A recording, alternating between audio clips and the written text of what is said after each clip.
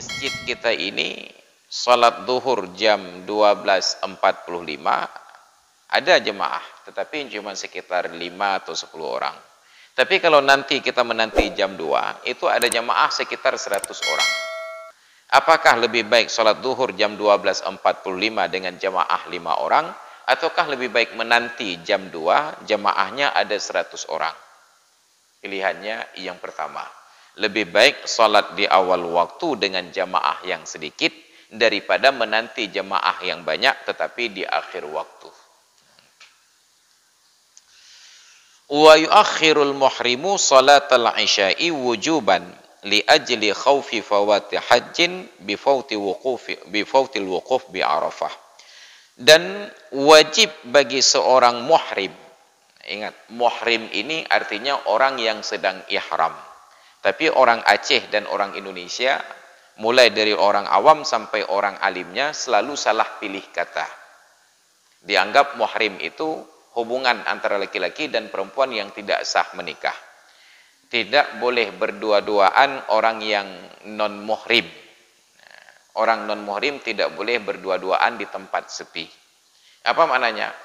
Kalau kita ikuti aturan berbahasa yang benar, orang yang tidak sedang dalam keadaan ihram diharamkan, dilarang berdua-duaan di tempat yang sepi. Pertanyaannya, suami istri di Banda Aceh itu sedang ihram atau tidak? Tidak, enggak ada yang ihram di Banda Aceh. Maka termasuklah suami istri dilarang berdua-duaan karena non-muhrim. Itu kalau berdua-duaan itu menyangkut tindak pidana. Diamankan oleh Satpol PP dan WH. Termasuk kepala Satpol PP dan WH-nya tidak boleh berdua-duaan dengan istri di dalam kamar. Karena itu non-muhrim. Ini contoh buruknya pola berbahasa kita di Aceh ini. Capek kita tegur di syariat itu, karena pulih-pulih Pak aja. Jangan tulis non-muhrim, tulis non-mahram. Karena ada muhrim, ada mahram. Muhrim itu orang yang sedang ihram, mahram itu hubungan antara laki-laki dan perempuan yang tidak sah menikah. Mahram bukan muhrim. Tapi kalau di luar Aceh disebut mahram. Ini cile o di Aceh. Di Aceh hanya ada satu o, namanya bo. Ya. Jadi orang yang sedang ihram sunat menunda salat isya ke akhir waktu. Bukan sunat, wajib menunda salat isya ke akhir waktu. Kenapa? Karena takut tidak sempat wukuf di Arafah. Waktu wukuf di Arafah itu mulai dari tergelincir matahari siang hari Arafah 9 Zulhijjah sampai malam harinya sebelum terbit fajar.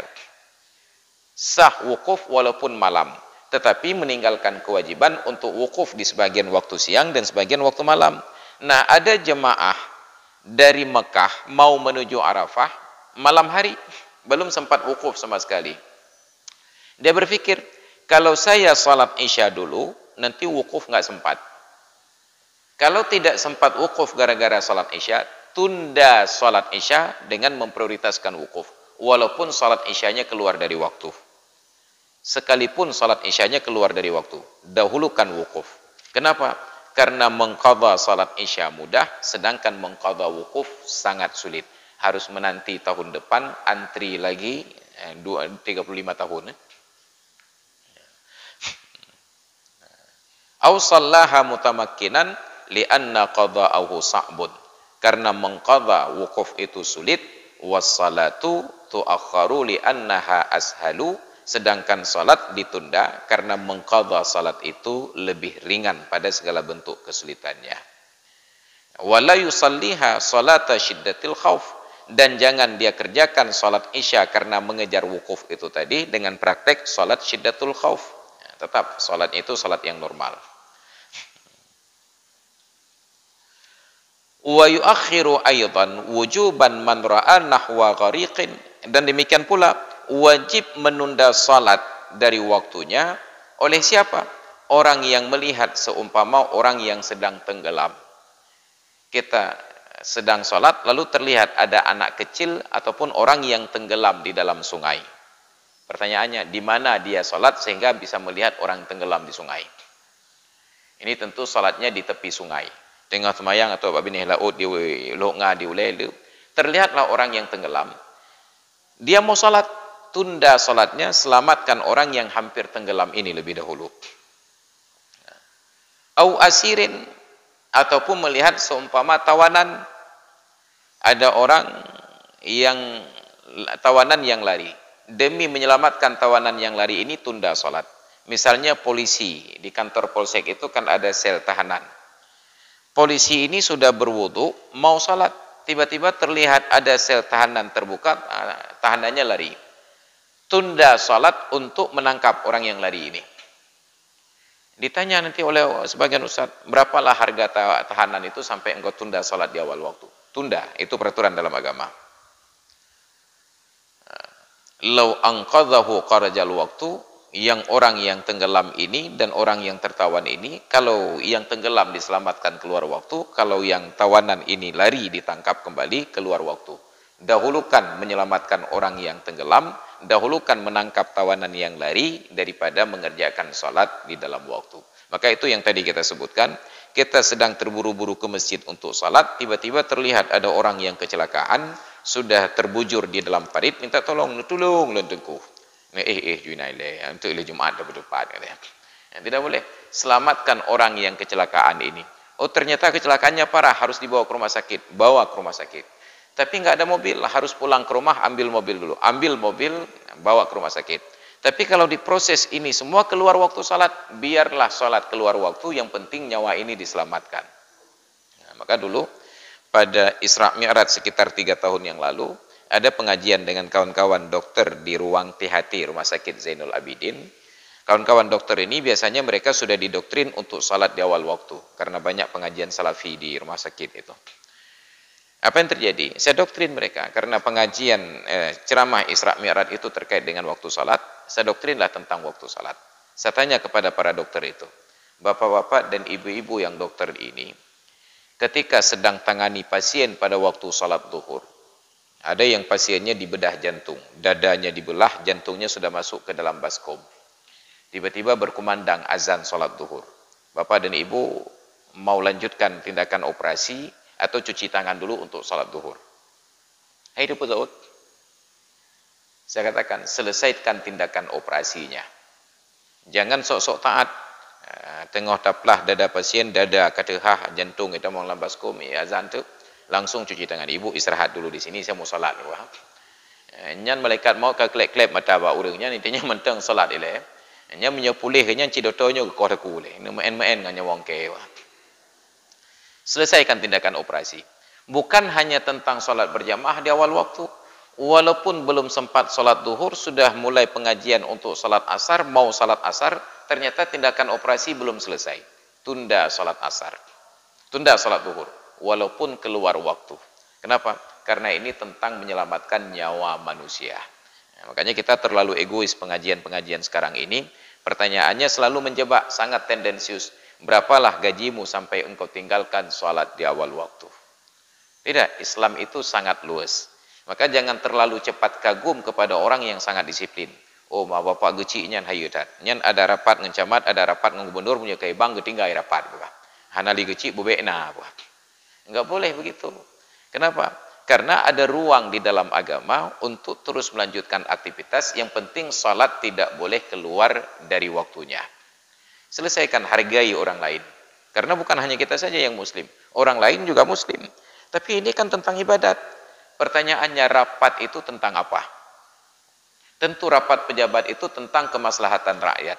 Mengurus rakyat itu perintah Allah. Saking kuatnya perintah Allah untuk mengurus rakyat, orang-orang yang mengurus rakyat ini diberikan hak untuk dipatuhi oleh rakyat. Atiullaha wa atiur rasula wa ulil amri minkum. Taatlah kepada Allah, taatlah kepada Rasul dan para pemimpin di antara kalian. Apa maknanya? Kata para ulama, hanya ada 2 kali pernyataan taat. Taat kepada Allah, taat kepada Rasul. Tapi tidak diulang yang ketiga, taat kepada ulil amri. Itu pertanda taat kepada ulil amri selama tidak masuk dalam kategori maksiat kepada Allah dan Rasulnya. Maka selama sholat tidak keluar dari waktu, tetap wajib taat kepada ulil amri. Ikuti rapat itu dulu. Yang penting nanti selesai rapat, sholat itu tetap dikerjakan secara berjamaah di dalam waktu. Maka jangan terlalu cepat kagum melihat seolah-olah orang itu sangat syar'i, sangat bersyariat. Tidak, boleh jadi dari kacamata syariat itu justru sedang bermaksiat kepada Allah. Maka hadirin dan hadirat sekalian yang dirahmati Allah, demikian pengajian kita di pagi hari ini. Kita tambah waktu sedikit, mungkin ada sesi diskusi dan tanya jawab, disilahkan dengan segala hormat. Iya, silakan.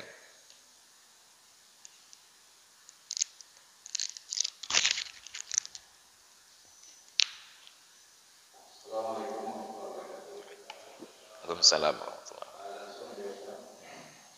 Pertama tentang masalah panggilan aja dari Ustaz. Apabila akan makan kita segera berhenti. Sebelum makan rosak sendiri saya istilah apa kemudian itu tadi ya. Bagaimana kalau hari Jumat? Karena di hari Jumat itu kalau nanti sudah menimba, kan baru ajan. Kita nggak belum datang kan? Cuma kita nggak hitung. Iya. Karena sudah menimba. Itu yang pertama Ustaz. Yang kedua, sholat jamaah di masjid. Lalu kita mendengar teriakan orang, tolong. Imam lanjutkan ke sholat. Kita makmum sudah nggak aman lagi yang kita tolong. Bagaimana? Apakah kita boleh merusak sholat itu? Iya, terima kasih. Untuk kondisi hari Jumat, itu ada ketentuan tambahan. Kalau hanya merujuk kepada ayat itu kan tentang sholat Jumat. Ya ayyuhalladzina amanu idza nudiya lis-salati min yaumil jumu'ati fas'au ila dzikrillah wa dzarul bai'. Wahai orang-orang yang beriman, apabila diserukan untuk salat pada hari Jumat, maka bersegeralah untuk mengingat Allah dan tinggalkan jual beli. Pemahaman harfiah dari ayat ini, kita sedang di rumah dengar azan baru datang ke masjid. Sedangkan azan Jumat itu, ini kondisinya di masa Rasulullah, bukan kondisi sekarang. Azan Jumat itu hanya satu kali. Khatib sudah naik ke atas mimbar, baru berkumandang azan. Kalau pada saat itu kita datang, tentu saja orang yang hadir setelah khatib naik mimbar, kehadirannya itu tidak lagi dicatat oleh malaikat. Karena ada hadis Nabi yang lain yang menyatakan, di hari Jumat, malaikat itu berdiri di pintu-pintu masjid mencatat nama setiap orang yang masuk sampai khatib naik ke atas mimbar. Apabila khatib sudah naik mimbar, malaikat tutup buku dan duduk memperhatikan khatib. Maka yang masuk kemudian tidak lagi tercatat. Tapi orang sekarang mengugat, saya setiap hari masuk masjid nggak pernah ditanya nama